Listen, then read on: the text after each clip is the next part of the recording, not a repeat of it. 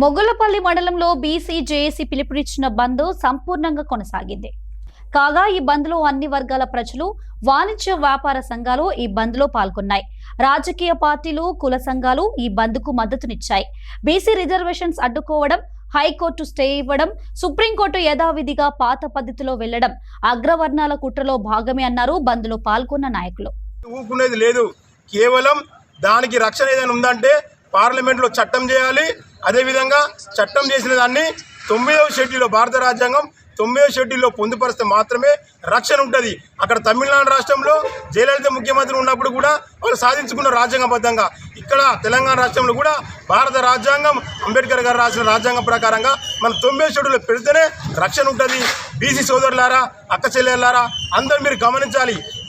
ఎవరైనా కూడా మోసపూరితమైన ఉద్యమాలు చేసినప్పుడు మనం వాళ్ళకు లొంగకుండా నిజాయితీగా భారత రాజ్యాంగం ఇచ్చిన ఈ బాటలో వెళ్తేనే మనకు రక్షణ ఉంటుందని అసెంబ్లీలో 40% బీసీలకు కల్పించిన ప్రభుత్వానికి వ్యతిరేకులు కొంతమంది కావాలని నాయకులు బీసీలు అడ్డుకుంటా బీసీలకు అన్యాయం చేస్తున్నారు.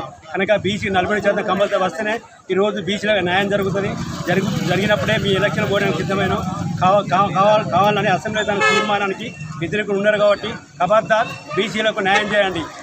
బీసీ ఎస్సీ ఎస్టీ జేఏసీ మరి తెలంగాణ రాష్ట్రంలో బీసీ బంద్కు నేడు పిలుపునివ్వడం జరిగింది. అందులో భాగంగా నేడు భూపాలపల్లి జిల్లా మొగుళ్లపల్లి మండల కేంద్రంలో బీసీ కుల సంఘాలు మరి వివిధ పార్టీ నాయకులందరి ఆధ్వర్యంలో ఈరోజు మొగుళ్లపల్లి మండల కేంద్రంలో నిర్వహించిన బీసీ బంద్ను విజయవంతంగా చేయడం జరిగింది.